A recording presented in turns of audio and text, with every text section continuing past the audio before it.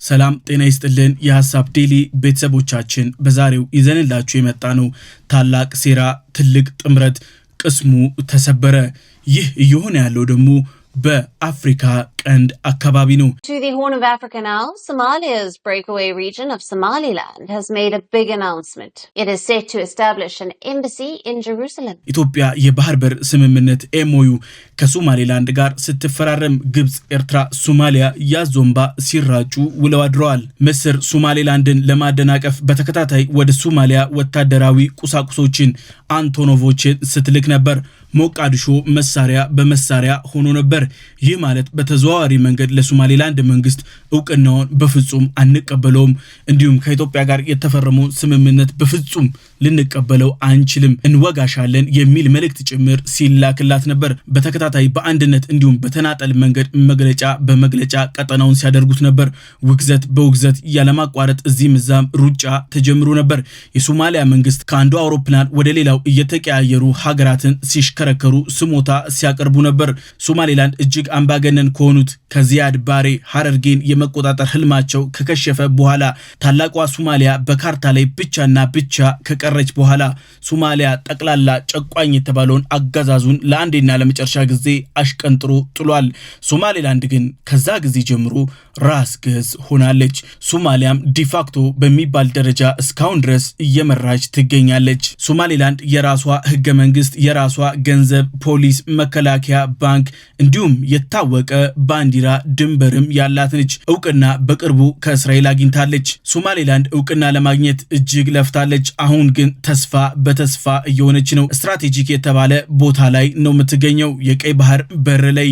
በትይዩ ደግሞ ሁቲን ቀጥታ ማጥቃት የሚያስችል ወሳኝ የተባለ የባህር በርም አላት። ሁቲ ሞቅ ባለው ቁጥር ሙሉ በሙሉ ቀይ ባህርን ይዘጋዋል፣ ሲደብረው ደግሞ ይከፍተዋል።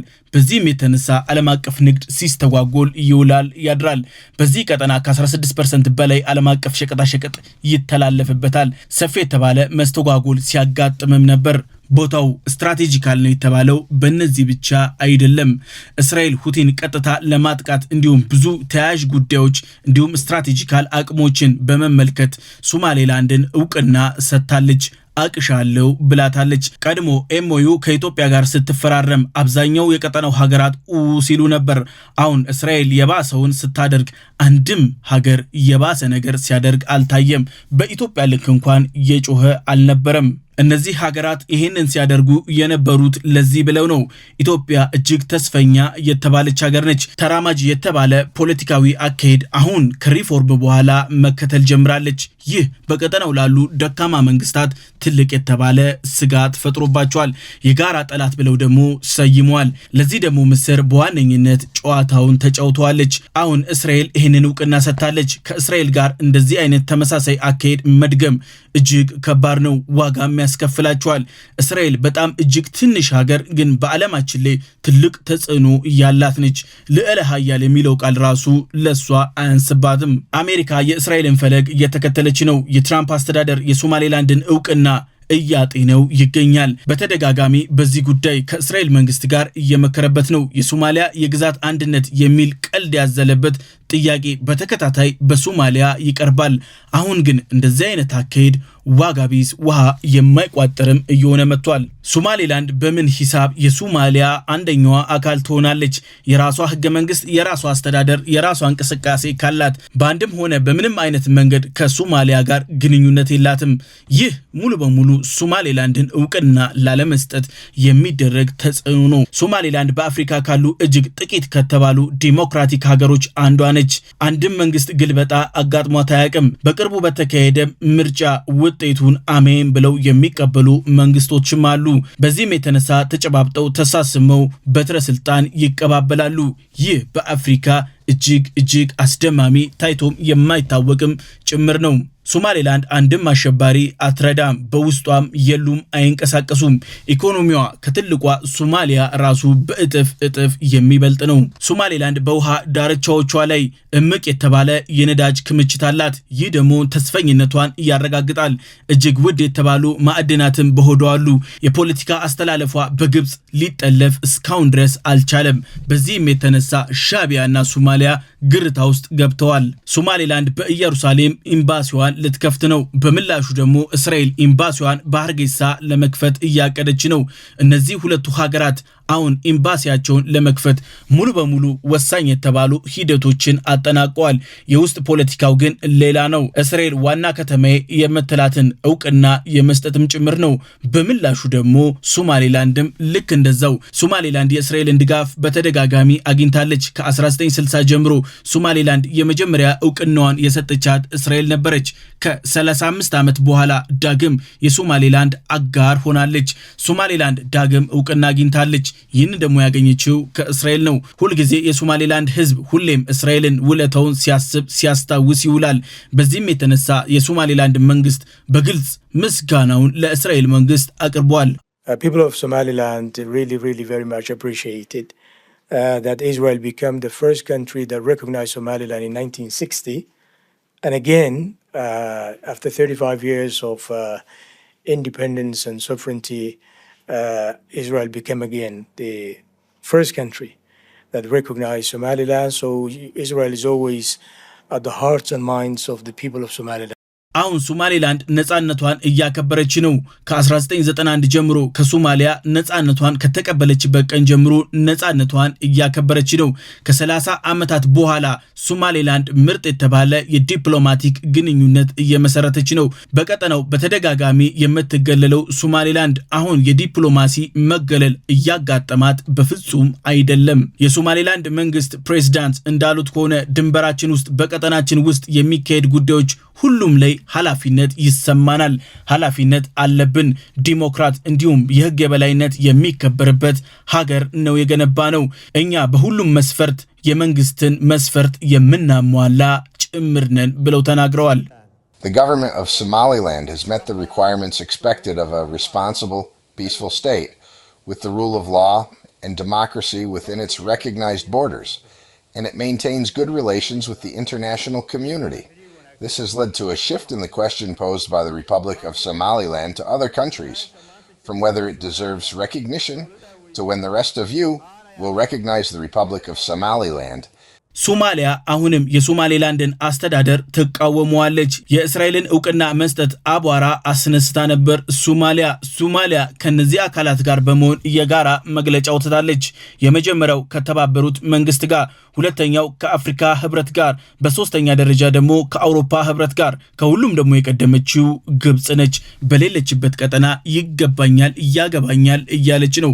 ምክንያቱም ኢትዮጵያ ወደ ቀጠናው ስለተሳበች። ሁሉም ያቀረቡት ሐሳብ ላይ አንድ ተመሳሳይ አንቀጽ ተገኝቷል። የአፍሪካ ቀንድን የበለጠ ያለመረጋጋት ውስጥ ይከታል የሚል ነው።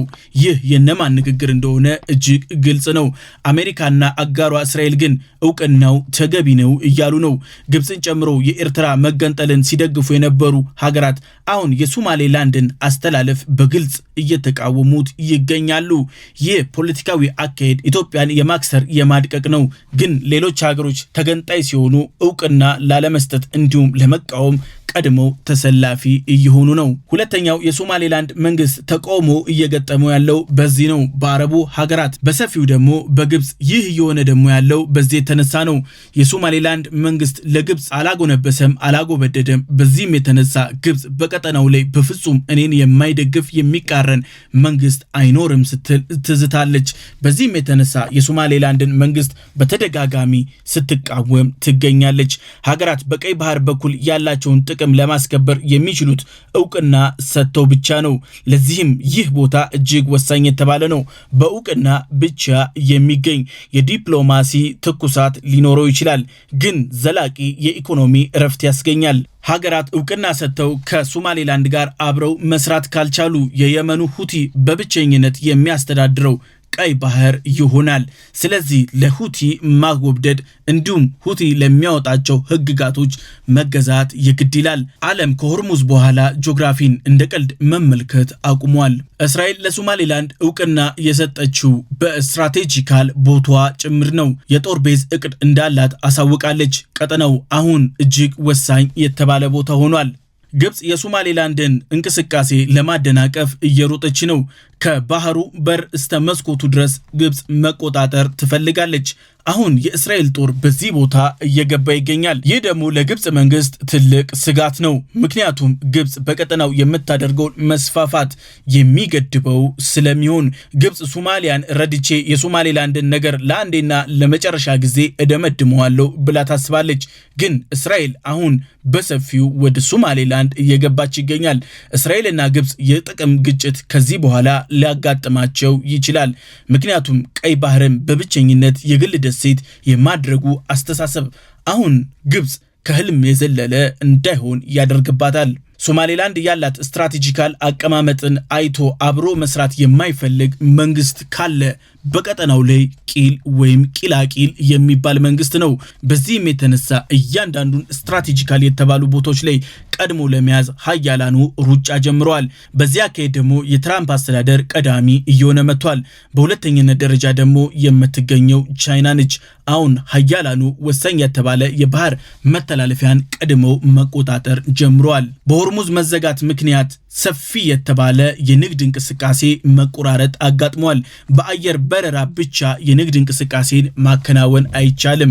በዓለም ላይ ካሉ ከ90% በላይ የሚሆነው የንግድ እንቅስቃሴ የሚከናወነው የውሃ ላይ ትራንስፖርትን መሰረት እያደረገ ነው። ከዚህ በኋላ ባህር እንደ ቀልድ የሚታይ አይሆንም። በእስራኤልና በሶማሊያ መካከል ያለው ግንኙነትን ለማጠልሸት ብዙ ተሰርቷል ተብሏል። የጋዛ ስደተኞችን ወደ ሶማሌላንድ ለማምጣት ነው የሚል ተደጋጋሚ ፕሮፓጋንዳ በግብጽ በኩል ሲነዛ ነበር። ግን አንድም ፍንጭ አልተገኘም።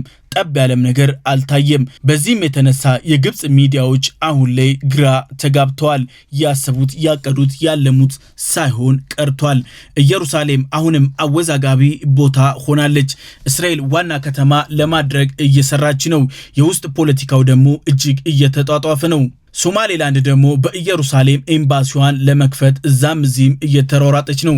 በዚህም የተነሳ የእስራኤል ፖለቲካ ድጋፍ ያገኛል። ፓላስታይኖች ኢየሩሳሌምን ይመኛሉ። ዌስት ባንኮችም አልቦዘኑም። ቦታው የውጥረት ማዕከል ሆኗል። ቴልአቪቭና ኢየሩሳሌም አሁን ወሳኝ የተባሉ የኤምባሲ ቤቶች ሆነዋል። ሀገራት ኤምባሲያቸውን ለማዘዋወር እቅድ እያወጡ ነው።